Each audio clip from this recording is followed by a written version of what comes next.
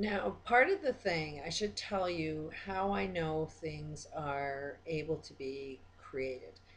Um, this is sort of the cool stuff. This is the stuff that grabbed my attention, and I knew of what the possibilities were. First, I experienced a lot of abuse from the time I was 3, and that kind of had my attention. Why am I attracting this experience? And I never really got it until I'm like 51 and doing this. And but there was a lot of interesting things. In one day I lost my eyesight, and I needed these really thick glasses that nobody believed my eyesight went in one day. So after about a week or so of not being able to see anything, they get me these glasses that are an inch thick. So I had to live years with these glasses that were, you got teased all the time, and they were really heavy, and I couldn't handle the pain of it all. So I'm making these prayers to God, and it's like, God, just please give me contact lenses. I'll live my purpose. Be the best person that I possibly can if you just give me contact lenses. And that's kind of something that motivates me to do what I'm doing too, because I'm always kind of driven to live my purpose. It's that experience that kind of always made me reflect what is my purpose, and jump into what I've always felt was the right thing to do and be a good person in the process. Um, and at that time, I was about 12 years old, and you couldn't get contact lenses at 12 years old. It was sort of taboo. Kids couldn't look after their eyesight and the care and, the damage contact lenses could do to your eyes. So it was just taboo back then. And at that time, my parents never really told me that you have a doctor's appointment. I had no idea I was going to the optometrist the night before I'm making this prayer to God. And the next day I wake up, and my mom tells me I have this appointment, and this doctor tells my mom that it'll be best for me to get contact lenses. And if I had them, then it would hold the shape of my eye, and I wouldn't be coming in and getting my glasses strengthened every 6 months. So it'd be a lot cheaper for her to get me contact lenses, even though, from my mother's perspective, and really wise, and don't buy luxury, but buy the finer things in life, but get it at a good price. Very, very financially conscious. They came from the Depression, so luxury was definitely not something that um, was easy to experience in that family dynamic. But anyways, I ended up getting these contact lenses, and it was like, holy shit, how did that happen? Can you just pray to God and get a wish? And so I kind of was looking at this experience of how do you make things happen? And meanwhile, I'm still experiencing really negative stuff. So I'm kind of reflecting on how I'm experiencing that as well. And then I had this other experience where I just wanted to buy a house. And I was going around telling everybody, I'm just going to buy a house. And I was living in Canmore, Alberta at the time. It was the most expensive place to live. We had moved there because my husband wanted to be a park ranger, and he had to live there to apply for the job. So we basically sold everything we had. I had 4 very young children. We lived in a small camping trailer for like 4 months. We were basically homeless, supporting his dream. And then we ended up in low income housing. He gave up on the dream and was just taking some low income work that he could find at the time, and we were being subsidized by welfare again, something I'm like really hating this reality. I can't necessarily go out and work because any income that I could get with 4 kids, the money that I brought in wouldn't have covered daycare. So it really wasn't it was easier for him to be working and me controlling, how the family ran and operated. And I wasn't really liking, living in low income housing. So one day I just said, I'm buying a house. And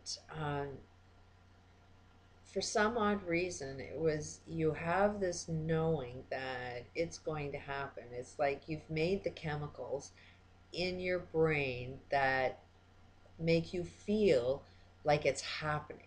It's not positive thinking. It's positive feeling. It's making those chemicals inside you that make you experience it as if it's happening. So it's like faking it until you make it is about the best way to describe it.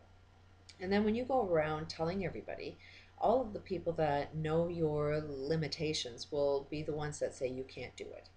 And so a lot of people I knew were just like, they knew I couldn't financially afford it. I had bad credit. No, I wasn't working. My husband, low income, um, no credit, no savings, nothing that said we could afford to get a house. But I just kept saying, I'm buying a house, I'm buying a house. And one day, within a few days of me starting to say this, I ran into a friend at a post office, and she was asking me what's new, and I was, well, I'm buying a house, and naturally she was like, okay, how are you going to pull that one off?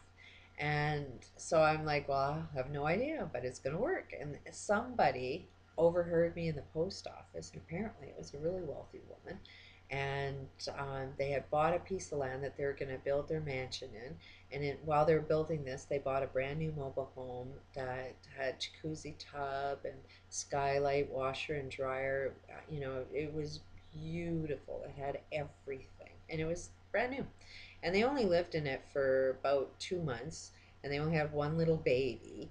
So, and that winter they had lived in a house in the States, and while they were in the States, they decided they didn't want to live in Canmore anymore. So, this particular day, they just wanted to dump their property. So she overheard the conversation, and um, that I was buying a house. She just wanted to dump it.